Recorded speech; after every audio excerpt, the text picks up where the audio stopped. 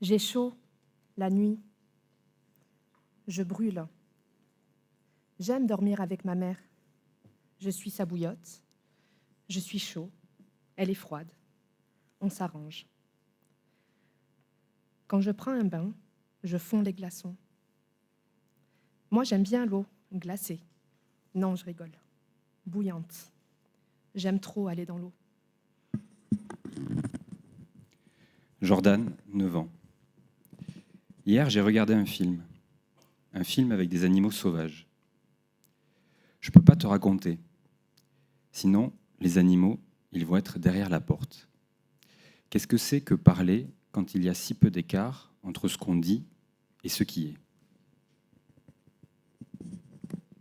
est? R ne rêve pas. La nuit, il voit du noir. Impossible de penser sa propre absence. Petit, il se blesse gravement. Hospitalisation, anesthésie générale, greffe de peau. Au réveil, il voit des ressorts qui sortent de son bras. Et puis, manger une punaise. Fermer la fenêtre sur ses doigts. Recommencer, encore et encore. S'arranger pour se faire rouer de coups. En rire. Surtout, en rire. Taper les autres. Rire encore. Éprouver à tout prix son corps machine. Quand je fais une crise à l'internat, c'est le vide. J'ai envie de taper tout le monde. Ce qui m'énerve. L'éduc m'énerve parce qu'elle ne comprend pas. Elle ne me comprend pas. Quand je dis que j'ai mal au bras ou aux pieds et que je ne peux pas venir, elle dit que je n'ai pas le droit de pas venir juste pour ça. Maxime, 11 ans. Je veux dessiner le plan de la maison. J'acquiesce à sa proposition. Il me lance. Bon, tu le dessines, le plan de la maison? Je et tu, ça peut se confondre pour lui. D'ailleurs, il semble prendre plaisir à se perdre dans les labyrinthes tortueux qu'il dessine. Comment trouver son chemin quand tout se mélange? La solution de Maxime, tracer le chemin au pied de la lettre, parmi les cartes qu'il consulte, les plans qu'il dessine. Le monde devient alors un peu moins chaotique. S vient à sa séance et pour une fois, je ne suis pas déjà là à l'attendre. Tu étais où? Tu pourras recommencer la prochaine fois? S a 8 ans. Il peine à apprendre à lire et à écrire. Un jour, en séance, la main devant les yeux, il écrit son prénom à l'aveugle. Pour S, il y a un savoir en trop. À l'ITEP, j'aimerais changer d'étage, mais l'éduc ne veut pas. J'aime bien être par terre, mais les éducs ne veulent pas. Ils veulent que j'aille dans la salle éducative. Je dois aller dans la salle d'à côté. Sauf qu'il n'y a pas de carrelage, c'est du lino. J'aime pas la sensation du plastique. R bute sur les divisions. Comment penser le partage en plusieurs parties d'une même chose? Il rêve maintenant, et un cauchemar se dit. Pour lui, les éducateurs sont des anciens enfants de l'ITEP. Éternité angoissante, pas d'échappatoire, pas de point d'arrêt. Comment en trouver un? Il s'investit scolairement, veut aller au collège, partir. Pas si simple. Mathieu, 10 ans. Je fais des crises tous les 4 jours. Ces crises, comme il les appelle, sont une dévastation. De ce qui lui passe sous la main, de ceux qu'il croise et qui deviennent par leur seule présence ses ennemis. Pourquoi ces crises? Parfois, dans l'après-coup, certaines choses s'éclairent. Si j'étais le directeur, est-ce que tu pourrais me gronder, me taper? Si j'étais directeur, je pourrais virer tous ceux qui m'embêtent. Au-dessus du directeur, il y a le président. S'il veut, il peut virer le maire de Tarbes. Mais il ne le fera pas. Mais il peut. Quand l'autorité se confond avec le pouvoir, les interventions de l'autre ne sont plus que la marque de sa méchanceté. Alors, il faut se défendre férocement ou incarner celui qui aurait tous les pouvoirs. Ça s'est bien passé ce matin en classe. J'ai pris un bain ce matin. Si j'en prends pas, c'est comme si mes os n'étaient pas solides.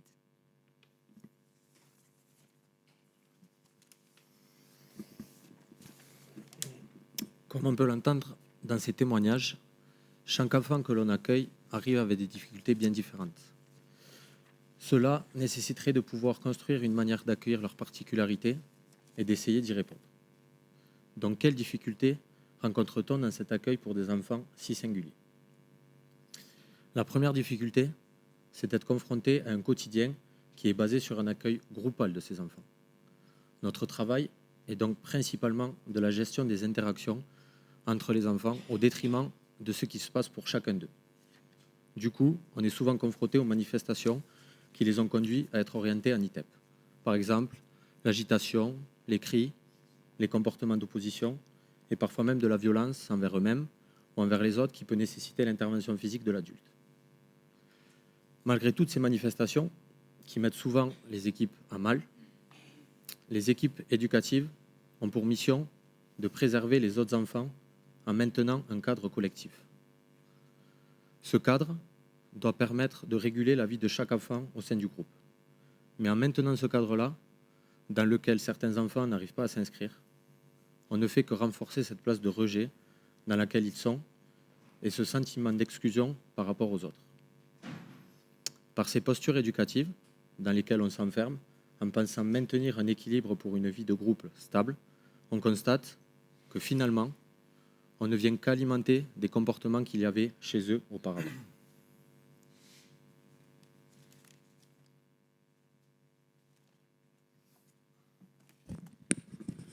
Donc, alors, avec ces petits extraits cliniques, comme l'a dit Fabrice, ce que nous avons lu tout à l'heure, nous souhaitions surtout vous faire entendre l'étrangeté dont peuvent témoigner les enfants que nous accompagnons.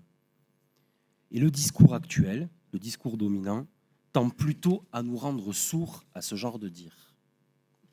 C'est-à-dire que surtout l'intérêt est porté avant tout aux manifestations bruyantes qui viennent perturber l'ordre social, la bonne marche des choses. Il faut savoir que c'est à partir d'un diagnostic de troubles du comportement, sans déficience associée, que nous sont confiés les jeunes que nous accueillons. Malgré que nos institutions soient passées des IR, c'est-à-dire Institut de rééducation, au DITEP, dispositif institutionnel, thérapeutique, pédagogique et éducatif, c'est finalement toujours la visée rééducative qui prédomine. Cependant, accueillir un sujet en l'identifiant à son comportement est apparu pour un certain nombre d'entre nous comme une impasse, pouvant encourager dans les prises en charge une répétition de ce qui déjà n'allait pas avant, et donc une inertie dans le projet des jeunes et un désarroi côté professionnel. Pour se proposer comme un partenaire, il nous fallait alors faire le pari de les accueillir dans leur singularité, au plus près de ce que peut être leur rapport au monde, sous-entendu à l'autre, au langage, au corps. Faire l'hypothèse qu'au-delà du vacarme factuel se loge un sujet et sa logique, une souffrance souvent, et un lien avec l'angoisse surtout. Prendre au sérieux tout ce qu'il pouvait dire, en séance, lors d'un trajet en voiture, dans le couloir entre classe et atelier, leur accorder un savoir, se laisser enseigner. Faire bouger nos conceptions sur ce qui se présente à nous pour faire bouger nos pratiques. Faire face à l'étrange, accueillir fraternellement l'altérité et ne pas reculer devant ce que nous ne comprenons pas. Ce constat invite à considérer les symptômes, les manifestations des enfants qu'on accueille au-delà d'un dysfonctionnement ou d'une déviation par rapport à la norme sociale, donc à les interroger différemment. Pour quelles raisons un enfant serait prêt à endurer tant de punitions, tant d'engueulades, plutôt que de céder à une demande ? Qu'est-ce qui fait qu'un enfant qui pourrait apprendre à lire, à écrire, ne peut faire ce travail d'assemblage et de coupure ? Comment un enfant peut avoir une perception aussi intrusive de la voix, du regard de l'autre? Qu'est-ce qui fait qu'un enfant ait un vécu de son corps aussi peu contenant, aussi angoissant? Ce sont ces questions qu'on a voulu approfondir et mettre au travail dans l'institution.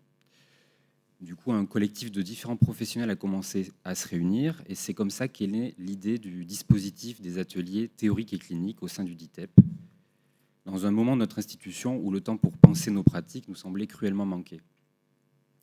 Donc sur l'année 2022, c'est 3 journées de travail qui ont été organisées, où se sont articulés à la fois des apports théoriques amenés par les psychologues et des témoignages de pratiques des éducateurs, psychomotriciens, enseignants.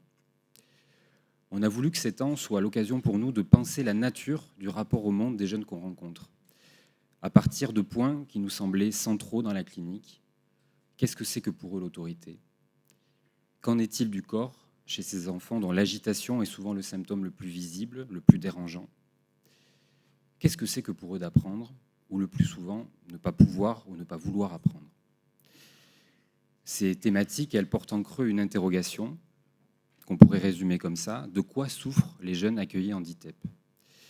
C'est une interrogation qui va au-delà des différentes étiquettes diagnostiques et des fléchages institutionnels. Cette question, de quoi souffrent les jeunes accueillis en DITEP, c'est le titre qu'on a voulu donner au colloque qu'on a organisé le 17 décembre 2022 et qui est né de notre désir de partager avec d'autres le travail entamé dans ces ateliers théoriques et cliniques. Donc dans cette journée sont intervenus à la fois des chercheurs, des universitaires et des acteurs de terrain qui sont venus témoigner de leurs pratiques quotidiennes. Cette journée a réuni près de 200 participants venant de différents ITEP, mais aussi de la pédopsie, de la protection judiciaire, de l'ASE, de l'éducation nationale. Ça indique combien la question de la souffrance psychique traverse l'ensemble du champ médico-social et bien au-delà. Elle reste donc d'une éternelle actualité.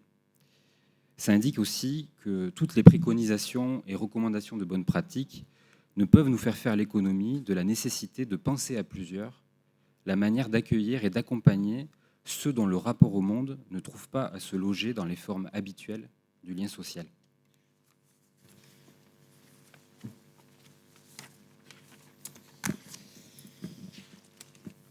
L'équipe des psychologues du DITEP ont sollicité les éducateurs, dont je faisais partie, pour présenter une situation qui pouvait nous poser question. La situation d'un jeune est apparue dans les différentes thématiques abordées dans les ateliers. De là est née l'idée d'intervenir lors du colloque pour témoigner de l'accompagnement de ce jeune. Pour cela, des temps de réflexion en équipe éducative et une mise à l'écrit sur cette situation ont été nécessaires. En effet, pendant plusieurs mois, la situation de ce jeune a mobilisé les équipes et même l'institution pour mettre un point d'arrêt à toute la violence qu'il pouvait nous montrer. Nous avons pu construire certaines modalités d'accompagnement qui ont permis à ce jeune de rentrer dans une nouvelle dynamique et d'observer un apaisement chez lui.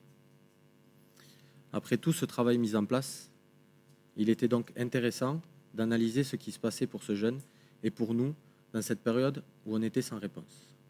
Puis ensuite, d'essayer de comprendre dans notre posture auprès de lui qu'est-ce qui lui a permis de s'apaiser et d'investir à nouveau sa prise en charge. Très rapidement, on a pu voir que notre travail auprès de lui et les réponses qu'on pouvait lui apporter n'étaient pas forcément ce qu'il attendait de nous. Pris dans le quotidien, on s'était enfermé dans un fonctionnement en miroir avec lui, mêlant confrontation et agressivité, qui n'a fait qu'alimenter ses problématiques. On entendait, mais on n'écoutait pas ce qu'il voulait nous dire. Cette mise à l'écrit et ces échanges en équipe nous ont permis de faire un pas de côté par rapport à l'impasse dans laquelle nous étions dans cette situation. Ceci nous a permis de mettre en place un accompagnement en lien avec le jeune, où on a vraiment pris le temps avec lui d'écouter ses besoins et de construire son quotidien avec lui afin de devenir acteur de son parcours. Par le biais d'entretiens individuels, de contrats passés avec lui et dans cette démarche de reconstruction de liens, on est devenu de vrais partenaires pour ce jeune. Il semblait avoir trouvé les repères qu'il cherchait et sur lesquels il pouvait s'appuyer. On a pu lui faire une place différente, dont il s'est saisi, auprès de nous, en essayant de répondre au mieux à ses besoins, tout en évoluant au sein du groupe de manière plus sereine.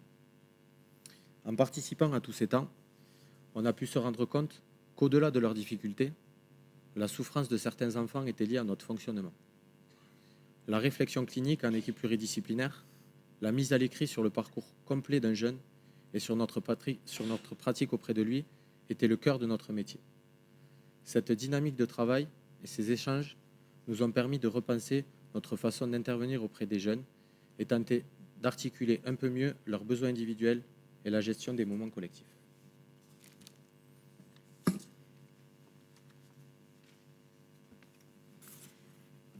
Jusque-là, nous avons abordé les effets de l'ensemble de cette mise au travail, tant auprès des psychologues que des éducateurs. Nous remarquons qu'il en est de même à un niveau institutionnel. Les situations cliniques discutées lors des réunions pluridisciplinaires ne s'arrêtent plus seulement qu'aux manifestations bruyantes. Prennent également place des tentatives de repérage, des coordonnées plus singulières. Tenter donc de mieux comprendre ce qui met en souffrance du côté du sujet, mais aussi que chaque professionnel puisse s'autoriser à questionner ses positionnements. C'est un de ces pas de côté dont nous parlions, qui permet d'entendre autre chose de ce qui se voit, entendre quelque chose qui ne se dit pas. Nous pouvons donc témoigner d'une certaine forme de dynamique de travail collective, des temps de réflexion plus orientés et une direction de travail plus resserrée. En filigrane, la réflexion continue et nous amène logiquement à la question de la fonction de l'institution dans le travail avec ces jeunes. Être partenaire de ces sujets nous pousse constamment à réfléchir sur comment ne pas devenir, à notre tour, cet autre menaçant, tout-puissant, dont ils se défendent. Mais pour cela, il semble important de ne pas être seul à accompagner ces jeunes et de construire à plusieurs pour leur permettre d'expérimenter des modalités d'un rapport au monde autre que celle de la persécution. Proposer des ailleurs, une manière d'être un pas tout.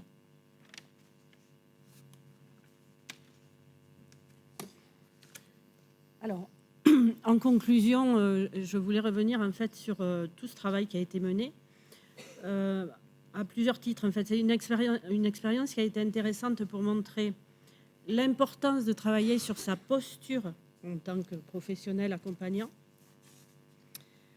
et sur les compétences qui vont avec, mais aussi la question des partenariats à ouvrir et du travail de partenariat bien ciblé à monter autour de l'accompagnement.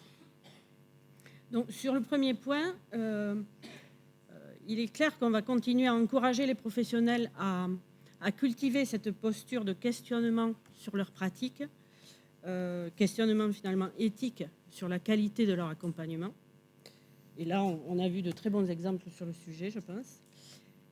Et ça va de pair avec la question du développement des compétences pour arriver en tout cas pour aider à découvrir ce qui fait difficulté donc, pour le jeune que l'on accompagne. Donc on a entendu, il y a un travail d'écoute qui est très important, un travail d'approfondissement sur ce qui guide et fait difficulté pour le jeune dans son rapport à l'environnement. Ce qui pour moi va s'orienter vers un plan de formation qu'on va nourrir constamment pour un plan de formation collectif, parce qu'on est venu en équipe, parce que c'est un travail d'équipe.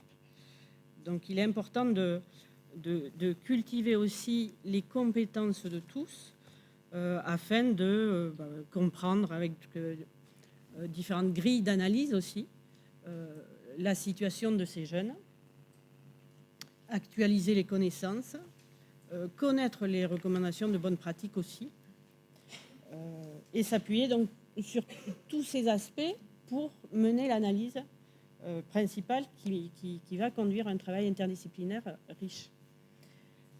Ça va passer aussi par l'élargissement de la palette des professionnels au sein de l'ITEP, puisqu'on va ouvrir sur des neuropsychologues, des ergothérapeutes, pour enrichir les points de vue aussi autour du jeune.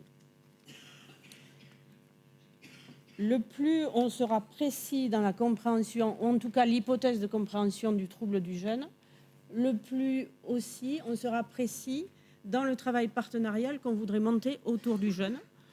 L'exemple qu'on a vu évoquait la question, en effet, de ne pas être le seul interlocuteur du jeune, s'appuyer sur d'autres interlocuteurs, proposer aux jeunes d'autres lieux d'accompagnement. Donc ça, c'est un point important pour nous qu'on voudrait cultiver. Bon, il y a aussi la question du partenariat sanitaire, bon, pour des états spécifiques plus complexes que l'ITEP n'a pas vocation, ou en tout cas pas les compétences d'accompagner. Mais je voulais arriver à une autre notion, c'est celle du parcours qui a été évoquée aussi ici. C'est-à-dire que le jeune à l'ITEP, il est dans un parcours. Il y a des allers-retours, il y a des besoins plus forts à un moment et moins forts à d'autres. Donc là, je pense qu'on peut aussi nouer des partenariats, des échanges autour de moments d'intensité où on peut avoir besoin d'avoir un appui sur des partenariats de santé mentale spécifiques pour tel ou tel moment, mais qui ne seront que temporaires et que le jeune ensuite pourra revenir à l'ITEP dans un accompagnement, on va dire, plus standard, mais même s'ils sont toujours personnalisés. Donc ça peut être dans des moments critiques, des flambées, enfin des choses comme ça.